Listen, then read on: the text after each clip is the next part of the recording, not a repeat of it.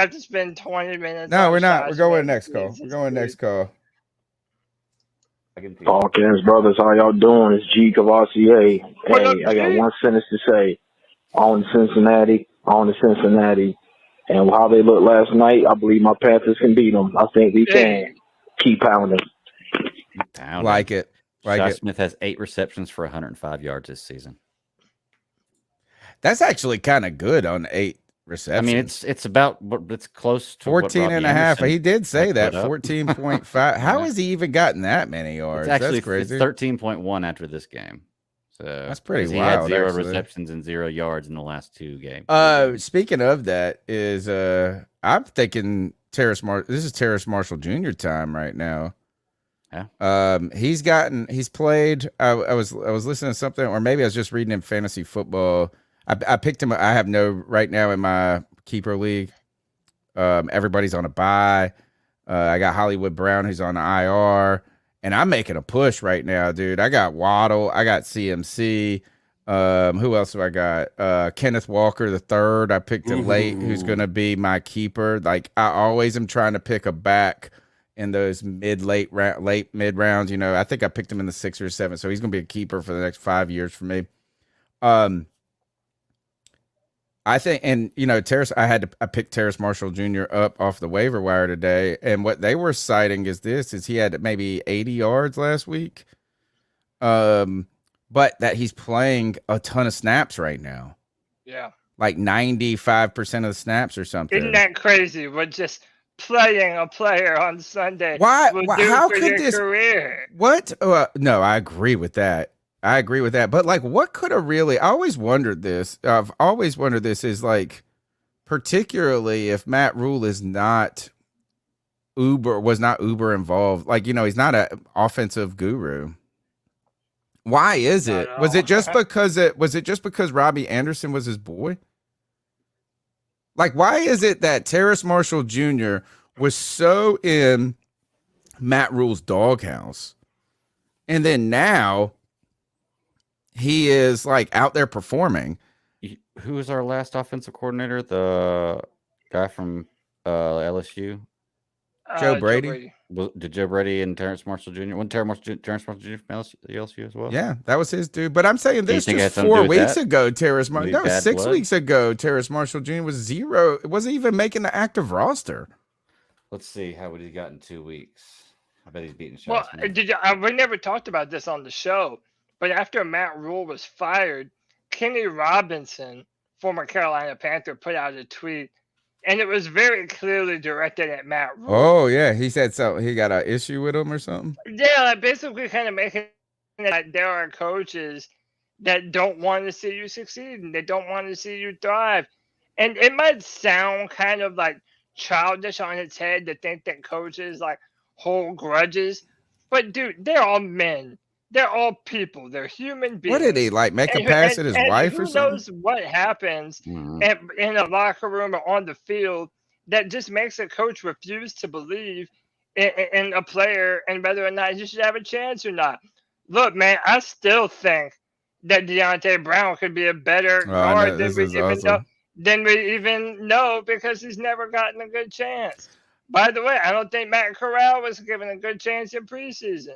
Matt Rule was an absolute moron who did not know how to. Not only did he not know how to manage the talent on this football team, but this man couldn't evaluate talent for shit. There was one other thing that came out in one of the recent. I don't know if it was the Fowler story on ESPN Plus that I haven't been able to read the whole thing, or if it was on the Athletic and Joe Person. By the way, we're gonna have Joe Person next week on the Beat Check.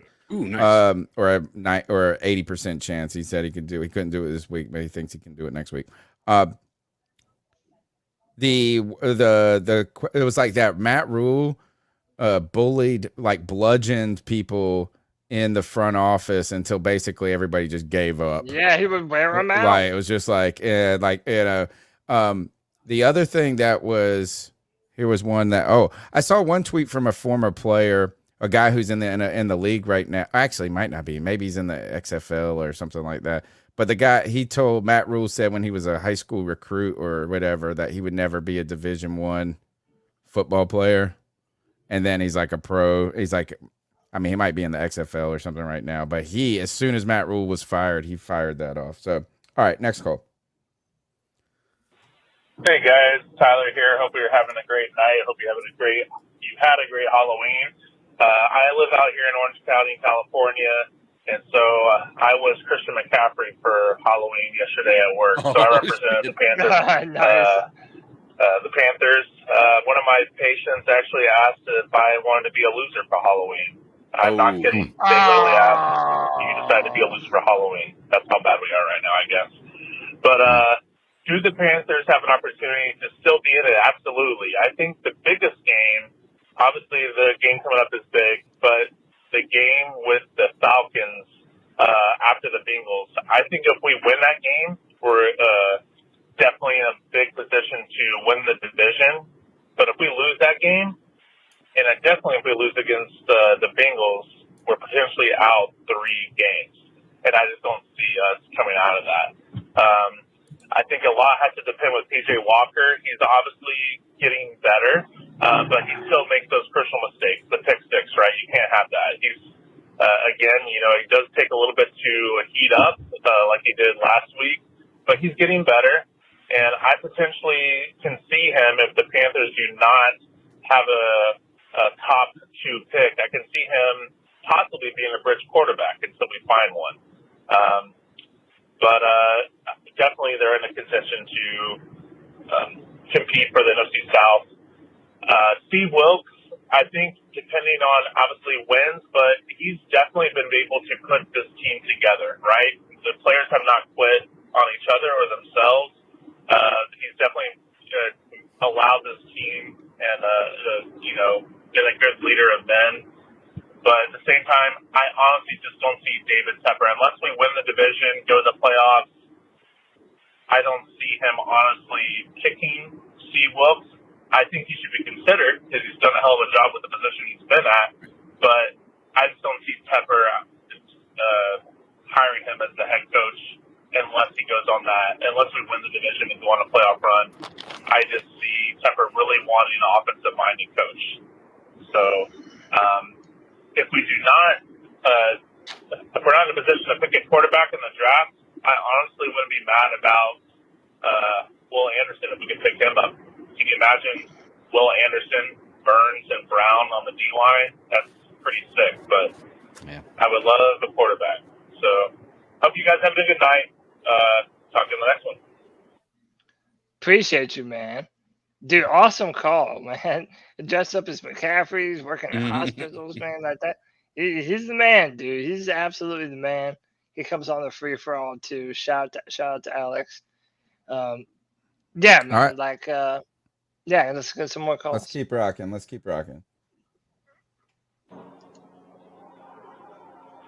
All right. Car sounds. Next call. This is Chuck from Elizabeth City. Hey guys, Chuck from Elizabeth City, aka Carolina sports guy. Sitting around and thinking today, and it just kind of dawned in my head, we've had some tough losses. The Cleveland game, the referees robbed us. I do believe the referees robbed us this week with the DJ Moore penalty. We could easily be 4-4, really even 5-3. I saw the Giants as a game that we lost. We probably should have won, but not to nitpick. We are what we are. But the one thing I do notice, I like Wilks as a coach. Now, I do think we'll replace him. But I'm hoping we do get an offensive-minded coach or whatever coach we get, and I hope we somehow can keep Wilks as a defensive coordinator. I love what he brings to the table. Plus, he has that tie with the old school teams that we had that won pretty well. We don't need Rivera back, but I just believe Wilks brings something that the kind of grit we need. Now, I will say this. I've had to eat crow about P.J. Walker. He's looked pretty decent these last 2 games, really good. And it kind of makes me wonder why the hell we didn't try throw the ball more in the Rams game with him. But needless to say, we've made the right decision, as bad as it was to get rid of CMC. Definitely a good idea to get rid of Robbie Anderson.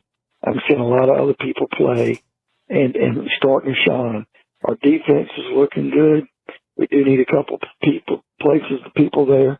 And our offensive line, to me, is starting to come along. Now, here's where I'm really looking at, and I think it's a win-win situation. If we do pick top 5, somehow we're in the top 5, now we can get a franchise quarterback. The thing I like, keep PJ. Let him be our starter, especially if he can shine or rise out these last half of the season. He's good enough to kind of get us through. He would be a great true bridge quarterback till we get the rookie we bring in as a franchise quarterback. Let him learn that first year. I think that would be outstanding. That P.J. Walker let this rookie learn from his leadership. P.J. kind of builds us back up, lets us go. He gets his playing time in, and the rookie isn't thrown into the fire right away. I like and this I take. just think that's the best schedule. Good call, Chuck from Elizabeth City. I like that idea. If you are drafting that franchise quarterback, that doesn't mean that you still have to part ways necessarily with P.J. Walker, but he is going to command a little money at this rate as a backup quarterback.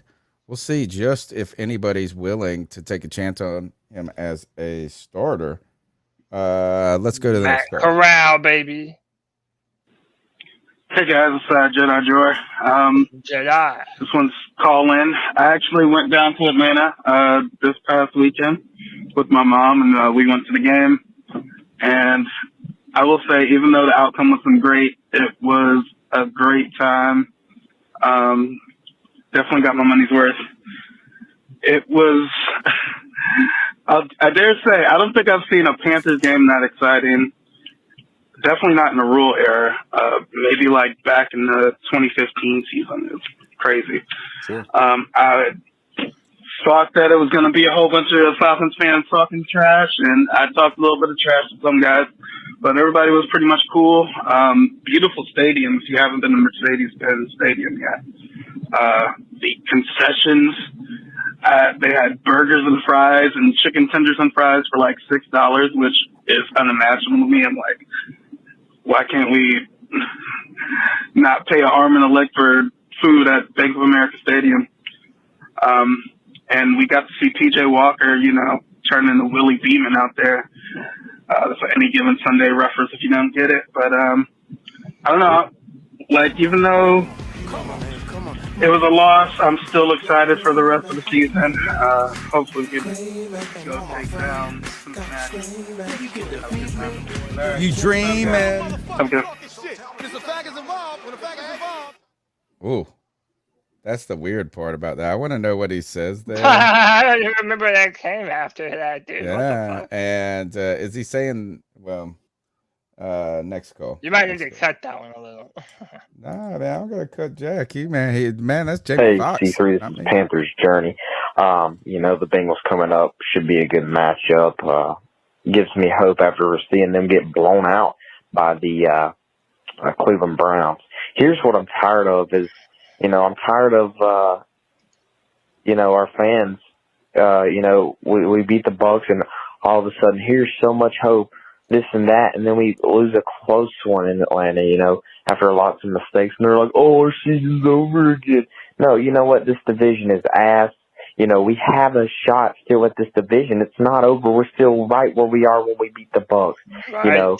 If we sneak by the Bengals, there we are again with another shot to take or tie the division. Carolina fans, you gotta stick by your team. And I'm still hopeful. I'm not crazy optimistic. That we're gonna win the division, but we're still there, and I think we will be to the end of the year. This team can compete. Deontay looks good. The offense looks decent enough, way better than what it was at the beginning of the season. The defense, they can make plays. They make game-changing plays. PJ, he's looking competitive enough. So you either stick by your team or you don't. I'm tired of hearing the change in tone.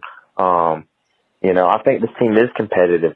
And, there were a lot of mistakes. You can blame it on DJ. You can blame it on the kicker, whatever. There were mistakes the entire game, especially earlier. Had those not been there, we probably wouldn't come down to a field goal kick. We won, before the game's over. I think this team is going to be looking good forward in the next year. Hopefully, I have optimism. And if we do beat the Bengals, which I do think we can compete with them right now, I think we can compete with any team on our schedule right now. I don't know. We'll see. But you either fucking stick with your team or you don't. I'm tired of the wishy-washy, having hope or not. This team is still right there. We're competitive, guys. Be happy. You should be happy about that game in Atlanta, not the outcome, but what we saw from our team coming back from being down. That's something new. That's something really new because we haven't seen that in God knows how long. To be able to come back from a down, unbelievable. All right. Thank you, C3, again, for what y'all do. Have a good one. Good call. I want to say this, though, is that I agree with you. Look, I think people can want and believe that potentially a high draft pick could be good for their team and still be sticking with their team. I guess this is that. No, I think, but there is excitement right now with this team. There's more excitement in the last 2 weeks with this team than I've felt in the last 2 years. Which is crazy. Easily. Which is crazy. You should have seen the cave whenever they hit that DJ hit that touchdown. Everybody that was watching the game was going nuts. Yeah. All right. Next call. Papa, can you hear me?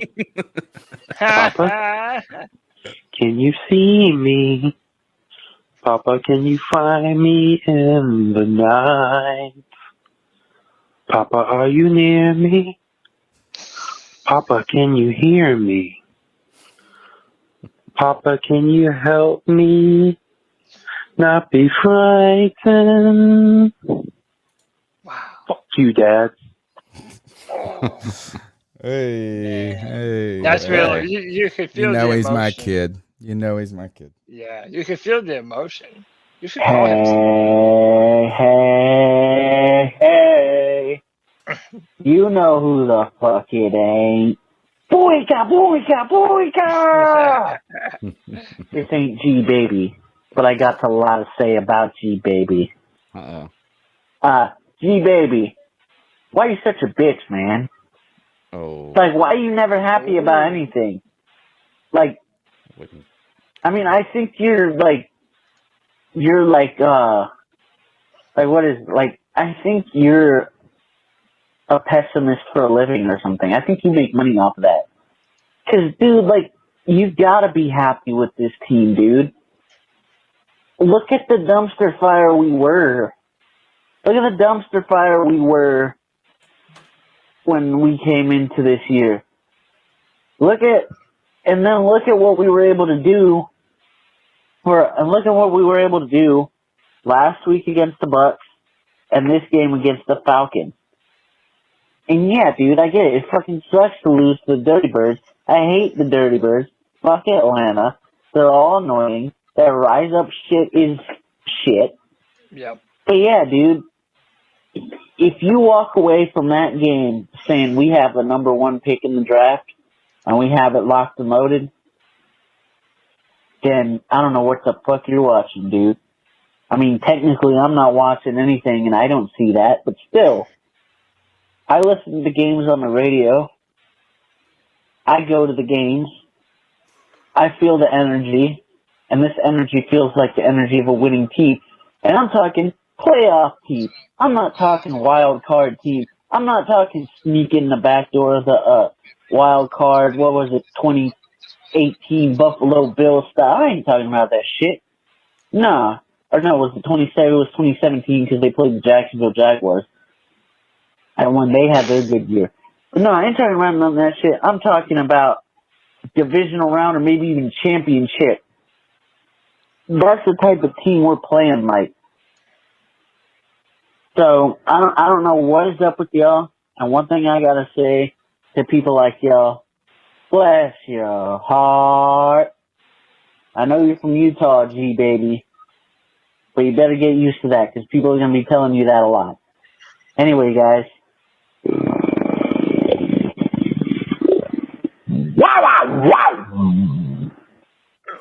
Awesome call. Hey, if G Baby is gonna dish it out at the level that he dishes it out, he better be able to take it too, man. One of the things is a lot of callers don't believe that G Baby is black. Yeah, we always have to do a preface whenever he drops yeah. the N word. We but, promise you, G Baby can say he comes on the Friday Free. But how about this? Is being black in Utah too? Yeah, I mean, man, that's they can't have. Like, it's not like they can't be like a giant black BYU though. Look at BYU. I mean, you know they've beautiful people. They've got I mean. Oh, you mean the team that loses to Pirates? How about this? Oh my God, we beat them, bro. We beat them this past week. We're going to a bowl game. We're going to a bowl game. What's our record? What's the CU's We got the record 6 wins right now. That was our 6th win. Y'all still got the quarterback with the mullet? Who's that? Nah, we got Holt Nailers, big giant kid from 2 blocks down the road from where I live at. His name's Holt Nailers. Holt Nailers. That's the baddest ass name I've ever heard. I'm sorry. That is was awesome. That the last call? No. Next. Okay. It's me, C-Dog. Real quick, make sure when you come in here, you hit the like button. Make sure you got that subscribe to this motherfucking great content. It be up here every goddamn Tuesday, every Friday. Then we got the meta simulation. You know what I'm saying? It could be with their families, but they took times out of their personal lives to entertain you guys. Now, man, I'm very excited for the rest of the year. PJ Walker has been fucking balling. When Patrick Mahomes come out and say that PJ Walker made the best throw of the year or the week or whatever, I'll take that. You know, I'm just really ready to go down here Sunday and whoop the Bengals' ass because they laid an egg yesterday. You know, so I don't know, man. Everybody should be excited, man. You know, Steve Wilks, you come out here and keep these boys playing like this for the rest of the season. You need to be our head coach next year. There's no need to have to find anybody else. Especially the way he got PJ playing. I don't know what he told PJ 2 weeks ago, but PJ been motherfucking balling. You know what I'm saying? And when I was at the game, I was so mad when DJ Moore got that touchdown pass. Cause I'm talking about, man, even DJ Moore got the happy feet. Cause he knew that was a touchdown. You know, it is what it is. But I'm excited. Goddamn, Deontay Foreman, goddamn, is brought the ground and pound game back to Charlotte. We are back to keep pounding. So this is a very exciting time right now, you know. Only thing is, I would like to see Matt Corral, but we ain't gonna get to see him, you know, because he's injured. Besides that, man, shout out to G Baby, the motherfucking GOAT. Shout out to everybody, all the C3 cast, you know what I'm saying? Everybody have a great day and get ready for this goddamn can of whoop ass. We're gonna open up on a Bengals Sunday. Everybody have a great night. It'll be a great night. Keep pounding, goddammit. Good people. I find it hilarious that like C-Dog and G Baby, they have a lot of camaraderie with one another. They have an alliance, but they don't agree on much. No, dude, let me tell you. G Baby don't want to hear shit about PJ Walker or about Matt Corral, right? Or what does he call Pipsqueak or whatever he calls him? Yeah, dude, he is him and G Baby are 2 different. I like this one comment someone said. So I want to make G Baby merch, and I want to have a coffee cup that has "Bro, G Baby was right," and then I want to have another one that says G Baby Tears. And someone wrote in the chat, it was Jamie Rivas, his good comment. He said, "Yep, G Baby's too busy crying today because we didn't trade away our entire defense for Bryce Young picks." I thought that was good because he does want to trade JC Horn. Speaking of, can you bring up that graphic of JC Horn and how good he's been? We're going to the next call. This is the guy that G Baby wants to trade away. Next call. We got just a couple more, and let's get push along. This is BC Dog 1983 again. My second call. Cody, let me know if I got a cash app you for this call, and I will. No, man, we got you, bro. Real quick, my man in the bottom right with the big ass beard. Only reason I call back in. What's up with the goddamn PJ Walker hate? PJ Walker is throwing motherfucking dimes. I was at the game this past Sunday. He was throwing motherfucking dimes all fucking game. Hey, it's there just was not one point in the game where I felt like we were going to lose the game because I knew we had a quarterback that could will this offense down the field and get fucking points. We haven't had that since Cam fucking Newton. Not goddamn Sam Darnold. Not goddamn Baker Mayfield. Get down my goddamn 2 touchdowns with goddamn Sam Darnold, Baker Mayfield. The fucking game is over with. But PJ just came out here and showed you, my guy, that it doesn't matter. He's not going to get down. He's going to goddamn ball the whole fucking game. That's one reason I called back in, man. I'm tired of hearing this goddamn PJ hate, man. You know, the goddamn the co-host on the bottom right on the goddamn C3 podcast. Man, come on, man. Stop that shit, man. PJ is fucking balling. Until he fuck up, he's fucking balling. Like, come on, man. I don't want to hear that shit, man. Man, he didn't even play like this, nigga. We got you, C-Dog. Thank you. Thank you for the call. First of all, can I respond? Defend yourself, Greg. Yeah. I never said CJ was playing like garbage. In fact, PJ. I said he was playing. Yeah, PJ. You've definitely said well. CJ was playing like garbage. By the way, he's been playing. He played all right last week. He played one good play. Let's not get too far ahead of ourselves. But anyway, I never said he was playing bad. I've actually complimented him on how good he was playing, and I do hope that he plays well. I just am not ready to sign PJ Walker to a long-term deal after having one really good game and one decent game. Yeah, let's look at the stats because I was just pulling this up right before the call. Over the last 2 games, we've scored more points than we have all year. And we're saying, PJ's playing great. Through 2 games, PJ Walker has 494 yards, 3 touchdowns, and 1 interception. Pretty good numbers. Right. The running game has 370 yards, 4 touchdowns, no turnovers. So a lot of what we've had in the last 2 games with PJ playing so well is having a fantastic running game to go with that. Like I said, I'm not knocking PJ. I like him. I would love for him to be that story and be that guy who comes in. But I'm just not sold on signing him to a long-term deal yet. However, I want him to be our quarterback right now. He's the best quarterback we have on the roster. And I'm behind him the rest of the year to do really well. I'm just not at the point where I want to sign him to a long-term deal after 2 games. If he plays us out of a top 10 pick, guess what? We better be rooting for this mug. Yeah. Oh, yeah. And what do you pay him, to be honest? Think about that. What if how about this? Imagine what a crazy storyline. Panthers hire Steve Wilks, bring back Ben McAdoo, and start PJ Walker in 2023. What a fucking story that would be. Crazy. But you would have to sign him to a deal. Yeah, I mean, I don't know what that did. No, but like, even if it was a 1-year deal, do you give him 18 million? 19 million? No, how about 9 million? Something like 5 that. million? No. Tell me if you think this is fair. Give him a 2-year deal. Give him 20 million, but hear me out. Hold on. Let me give you all the stipulations. 20 million, 10 the first year, and this is if we get to the playoffs. And then the next year is like, how about this? I'll say 15 million, but he has an opportunity to get to 20 if he continues to play at a higher level. Mind you, this is us talking about if we make it to the playoffs, right? Now that's right now no one would think that that's even possible for us. But we have to break him off a reasonable amount of money and one that doesn't tie you down forever. And I think a 2-year deal is reasonable. It's not too much. And you could probably give yourself some outs in that amount of time. I think if he gets us to the playoffs, is he going to take just 10 million? I said 20. If you think he's a start, 20 over 2 years is 10 million a year.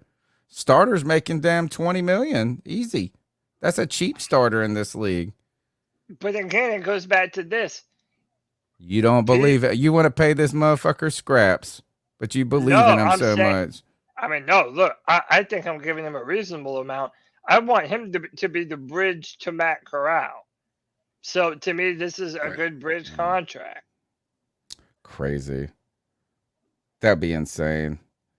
You better negotiate it before the draft. You're going to pay so much more for Jimmy Garoppolo. So I are don't you, want are Jimmy you saying, though, Garoppolo. that top end, Well, all who he else is a then? bridge quarterback? I want to draft that sucker. So you're going to reach for a quarterback if it's not C.J. Stroud or Bryce Young?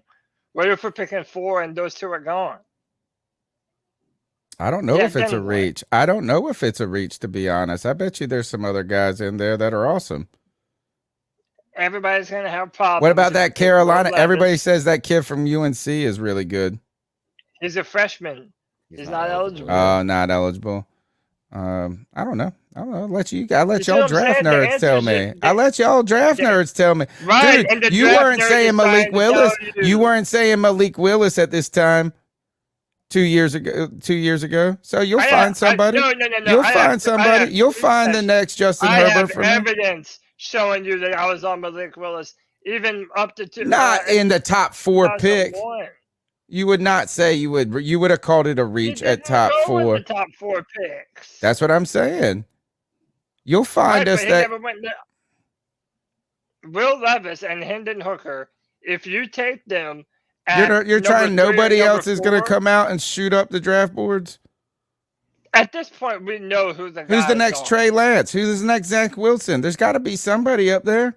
It's Will Levis. But we were not saying those dudes' names at this time, the year before they got drafted. But sorry, it was later on. Quarterback class. Oh my gosh! There are 2 guys at the top that everyone knows the name of, and I'm telling you, if we're what about the Wake Forest kid? Dude, no, not at all. If we're picking 3 or 4, he's good. I like if we're picking 3 or 4, if Will Levis or Hendon Hooker, everyone is going to say that you overdrafted them. Everyone will. Now Hooker is doing good. What if they turn out to be great though? You didn't overdraft them. And you didn't overdraft, don't you? No. You say that about ifs and buts, not what ifs. And the other thing is that if you nail the quarterback, you didn't overdraft anybody. Right. Sorry. Like if they work out, you didn't overdraft anybody. Mm-hmm. Did you overdraft Patrick Mahomes? Nope. All right. They also did. Did you overdraft Josh Allen? How about Mitch Trubisky? Was he overdrafted? Yeah. Yeah, because he didn't work out. Any player that doesn't work out is overdrafted, whether in the 3rd, the 4th, or the 1st. It's true. You're gonna reach for a quarterback just because you think we have to have one. Dude, we were ready to draft Malik Willis and your boy Matt Corral at 6 this year. People would have said this. What if we would have done that? What would people have told us? No, but look, we overdrafted, and you would have gone out there and said no. But look, Malik Willis actually has the physical upside that you can see being a franchise quarterback. Right. You mean at 5'9"? No, he's not 5'9". He's like 6'1". He is not no 6'1". The thing is, Cody, is it's so hard because your argument for Matt Corral is the same argument that you're getting upset with us for arguing about. Is that the only tape we have to look at is college tape. You're right. It's all we have to look at. But the college tape I have to look at shows me that C.J. Stroud and Bryce Young are better quarterbacks than Matt Corral. It's just what it shows me. You know, I'm not saying Matt Corral's a bad quarterback, but if we have the opportunity to get one of these guys, it's not a reach because we have Matt Corral. There is no guarantee, just like with those guys, that Matt Corral is going to be anything. Matt Corral could be the next Will Grier, for all we know. Like seriously, look at this. Oh yeah, here we go. Look.